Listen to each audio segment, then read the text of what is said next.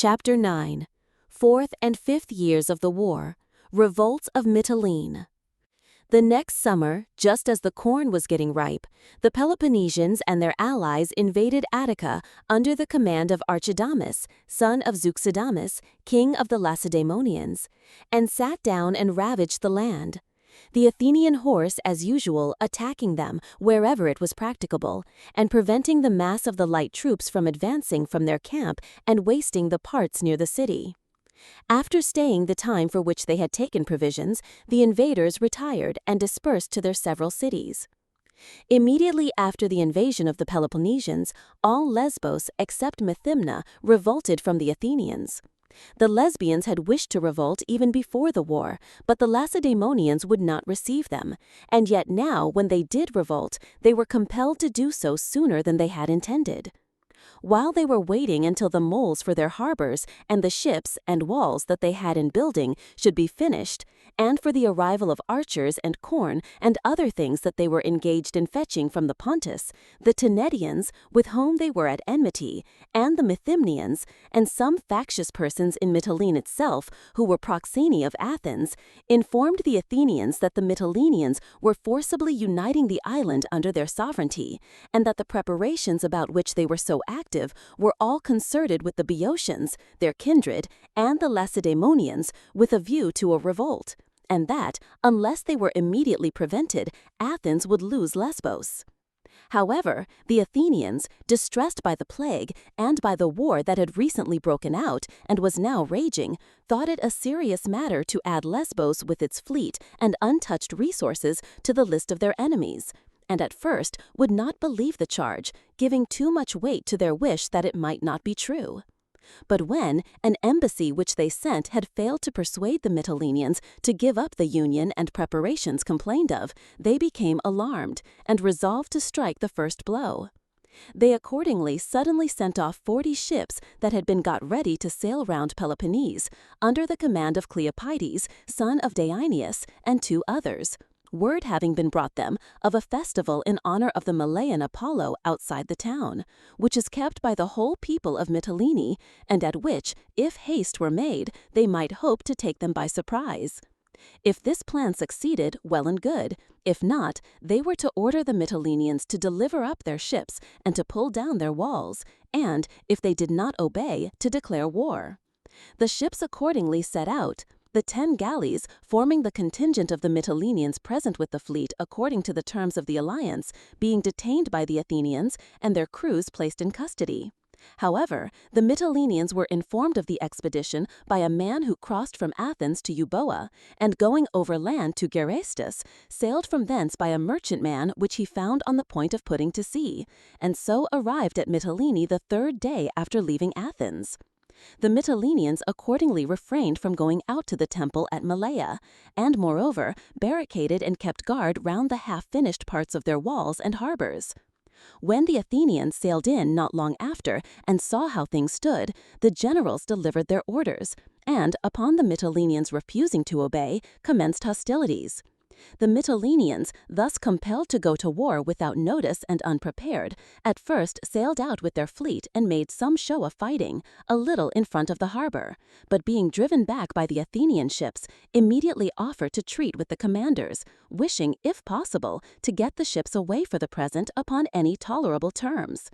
The Athenian commanders accepted their offers, being themselves fearful that they might not be able to cope with the whole of Lesbos, and, an armistice having been concluded, the Mytileneans sent to Athens one of the informers, already repentant of his conduct, and others with him, to try to persuade the Athenians of the innocence of their intentions and to get the fleet recalled. In the meantime, having no great hope of a favorable answer from Athens, they also sent off a galley with envoys to Lacedaemonian, unobserved by the Athenian fleet which was anchored at Malea to the north of the town. While these envoys, reaching Lacedaemonian after a difficult journey across the open sea, were negotiating for succors being sent them, the ambassadors from Athens returned without having effected anything, and hostilities were at once begun by the Mytileneans and the rest of Lesbos, with the exception of the Methymnians, who came to the aid of the Athenians with the Imbrians and Lemnians and some few of the other allies. The Mytileneans made a sortie with all their forces against the Athenian camp, and a battle ensued in which they gained some slight advantage, but retired nonetheless, not feeling sufficient confidence in themselves to spend the night upon the field.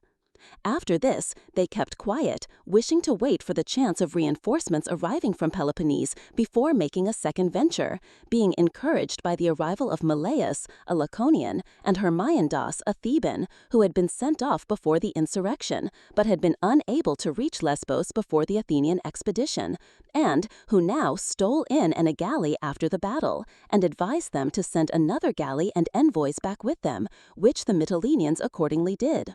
Meanwhile, the Athenians, greatly encouraged by the inaction of the Mytileneans, summoned allies to their aid, who came in all the quicker from seeing so little vigor displayed by the Lesbians, and, bringing round their ships to a new station to the south of the town, fortified 2 camps, one on each side of the city, and instituted a blockade of both the harbors. The sea was thus closed against the Mytileneans, who, however, commanded the whole country with the rest of the Lesbians who had now joined them, the Athenians only holding a limited area around their camps, and using Malea more as the station for their ships and their market. While the war went on in this way at Mytilene, the Athenians, about the same time in this summer, also sent 30 ships to Peloponnese under Asopius, son of Phormio.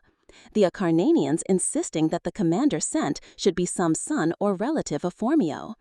As the ships coasted along shore, they ravaged the seaboard of Laconia, after which Asopius sent most of the fleet home, and himself went on with 12 vessels to Naupactus, and afterwards, raising the whole Acarnanian population, made an expedition against Ainiade, the fleet sailing along the Achelous, while the army laid waste the country. The inhabitants, however, showing no signs of submitting, he dismissed the land forces and himself sailed to Leucas, and, making a descent upon Nericus, was cut off during his retreat, and most of his troops with him, by the people in those parts aided by some coast guards, after which the Athenians sailed away, recovering their dead from the Leucadians under truce.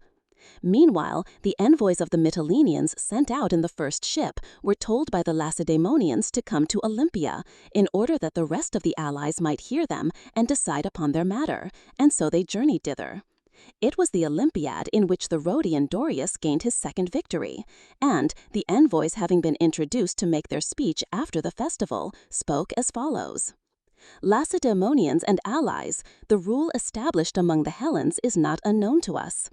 Those who revolt in war and forsake their former confederacy are favorably regarded by those who receive them, insofar as they are of use to them, but otherwise are thought less well of, through being considered traitors to their former friends. Nor is this an unfair way of judging, where the rebels and the power from whom they secede are at one in policy and sympathy, and a match for each other in resources and power, and where no reasonable ground exists for the rebellion. But with us and the Athenians this was not the case, and no one need think the worse of us for revolting from them in danger after having been honored by them in time of peace. Justice and honesty will be the first topics of our speech, especially as we are asking for alliance, because we know that there can never be any solid friendship between individuals or union between communities that is worth the name, unless the parties be persuaded of each other's honesty and be generally congenial the one to another, since from difference in feeling springs also difference in conduct. Between ourselves and the Athenians, alliance began when you withdrew from the Median War and they remained to finish the business. But we did not become allies of the Athenians for the subjugation of the Hellenes, but allies of the Hellenes for their liberation from the Mede, and as long as the Athenians led us fairly, we followed them loyally. But when we saw them relax their hostility to the Mede to try to compass the subjection of the allies, then our apprehensions began. Unable, however, to unite and defend themselves on account of the number of confederates that had votes, all the allies were enslaved, except ourselves and the Chians, who continued to send our contingents as independent and nominally free. Trust in Athens as a leader, however, we could no longer feel, judging by the examples already given, it being unlikely that she would reduce our fellow confederates and not do the same by us who were left, if ever she had the power. Had we all been still independent, we could have had more faith in their not attempting any change. But the greater number being their subjects, while they were treating us as equals, they would naturally chafe under this solitary instance of independence as contrasted with the submission of the majority, particularly as they daily grew more powerful and we more destitute. Now the only sure basis of an alliance is for each party to be equally afraid of the other. He who would like to encroach is then deterred by the reflection that he will not have odds in his favor. Again, if we were left independent, it was only because they thought they saw their way to empire more clearly by specious language and by the paths of policy. Not only were we useful as evidence that powers who had votes, like themselves, would not surely join them in their expeditions against their will without the party attacked being in the wrong, but the same system also enabled them to lead the stronger states against the weaker first, and so to leave the former to the last, stripped of their natural allies and less capable of resistance. But if they had begun with us, while all the states still had their resources under their own control, meanwhile, the Peloponnesians in the 40 ships, who ought to have made all haste to relieve Mytilene, lost time in coming round Peloponnese itself and proceeding leisurely on the remainder of the voyage, made Delos without having been seen by the Athenians at Athens, and from thence arriving at Icarus and Myconus, there first heard of the fall of Mytilene. Wishing to know the truth, they put into Ambatum, in the Erythroid, about 7 days after the capture of the town. Here they learned the truth and began to consider what they were to do, and Teutiopolis and Ilion addressed them as follows. Alcides and Peloponnesians, who share with me the command of this armament, my advice is to sail just as we are to Mytilene before we have been heard of. We may expect to find the Athenians as much off their guard as men generally are who have just taken a city. This will certainly be so by sea, where they have no idea of any enemy attacking them, and where our strength, as it happens, mainly lies, while even their land forces are probably scattered about the houses in the carelessness of victory.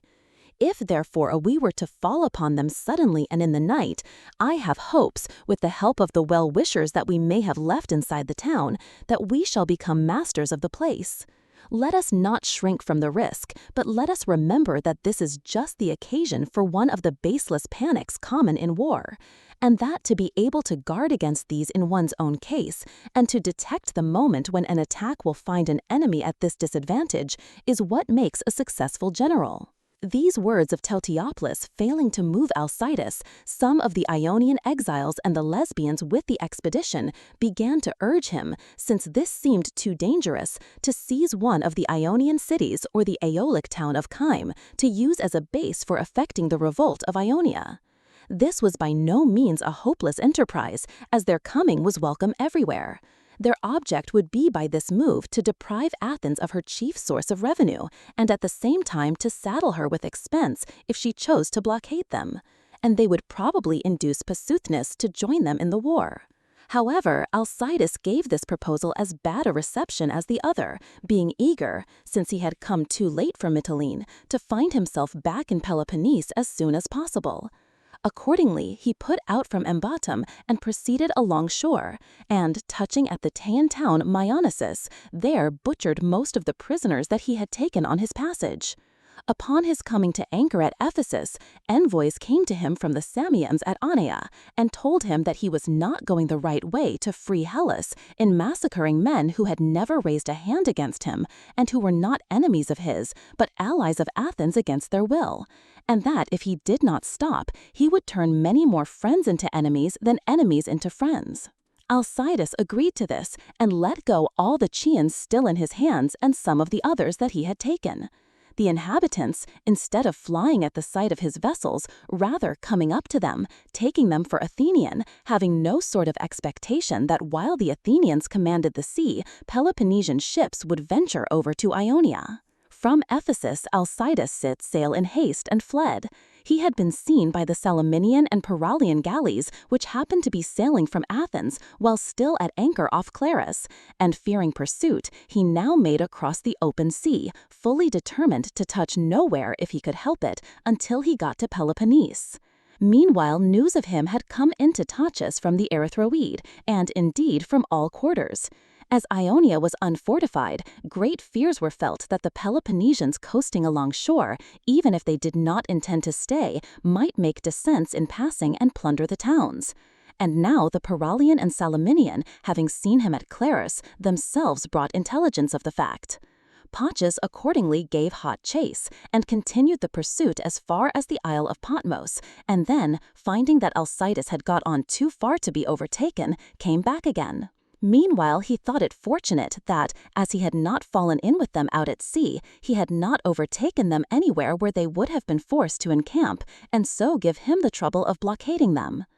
On his return along shore, he touched, among other places, at Nautium, the port of Colophon, where the Colophonians had settled after the capture of the upper town by Epidamnus and the barbarians, who had been called in by certain individuals in a party quarrel. The capture of the town took place about the time of the second Peloponnesian invasion of Attica. However, the refugees, after settling at Nautium, again split up into factions, one of which called in Arcadian and barbarian mercenaries from Pissuthnes, and, entrenching these in a quarter apart, formed a new community with the Median party of the Colophonians, who joined them from the upper town. Their opponents had retired into exile, and now called in Paches, who invited Hippias, the commander of the Arcadians in the fortified quarter, to a parley, upon condition that if they could not agree, he was to be put back safe and sound in the fortification. However, upon his coming out to him, he put him into custody, though not in chains, and attacked suddenly and took by surprise the fortification,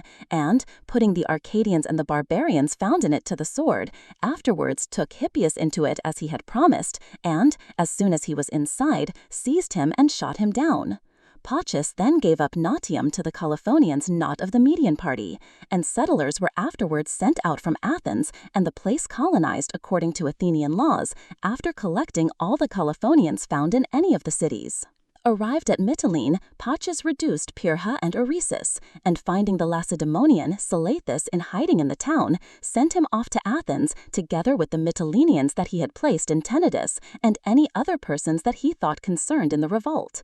He also sent back the greater part of his forces, remaining with the rest to settle Mytilene and the rest of Lesbos as he thought best. Upon the arrival of the prisoners with Salathus, the Athenians at once put the latter to death, although he offered, among other things, to procure the withdrawal of the Peloponnesians from Plataea, which was still under siege. And, after deliberating as to what they should do with the former, in the fury of the moment, determined to put to death not only the prisoners at Athens, but the whole adult male population of Mytilene, and to make slaves of the women and children. It was remarked that Mytilene had revolted without being, like the rest, subjected to the empire, and what above all swelled the wrath of the Athenians was the fact of the Peloponnesian fleet having ventured over to Ionia to her support, a fact which was held to argue a long-meditated rebellion.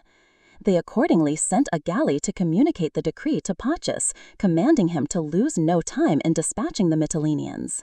The morrow brought repentance with it, and reflection on the horrid cruelty of a decree which condemned a whole city to the fate merited only by the guilty. This was no sooner perceived by the Mytilenean ambassadors at Athens and their Athenian supporters than they moved the authorities to put the question again to the vote, which they the more easily consented to do, as they themselves plainly saw that most of the citizens wished someone to give them an opportunity for reconsidering the matter. An assembly was therefore at once called, and after much expression of opinion on both sides, Cleon, son of Cleanitus, the same who had carried the former motion of putting the Mytileneans to death, the most violent man at Athens, and at that time by far the most powerful with the commons, came forward again and spoke as follows. I have often before now been convinced that a democracy is incapable of empire, and never more so than by your present change of mind in the matter of Mytilene. Fears or plots being unknown to you in your daily relations with each other, you feel just the same with regard to your allies, and never reflect that the mistakes into which you may be led by listening to their appeals or by giving way to your own compassion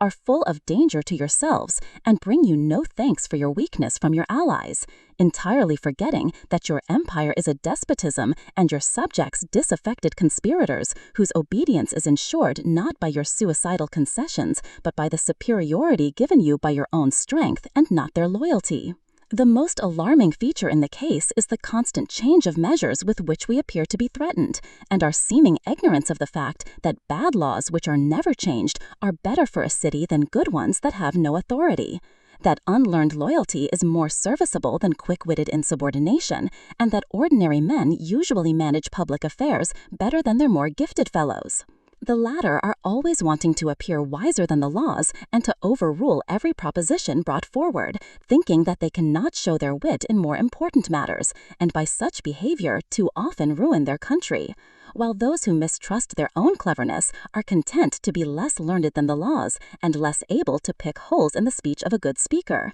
and, being fair judges rather than rival athletes, generally conduct affairs successfully. These we ought to imitate, instead of being led on by cleverness and intellectual rivalry to advise your people against our real opinions. For myself, I adhere to my former opinion, and wonder at those who have proposed to reopen the case of the Mytileneans, and who are thus causing a delay which is all in favor of the guilty, by making the sufferer proceed against the offender with the edge of his anger blunted, although where vengeance follows most closely upon the wrong, it best equals it and most amply requites it.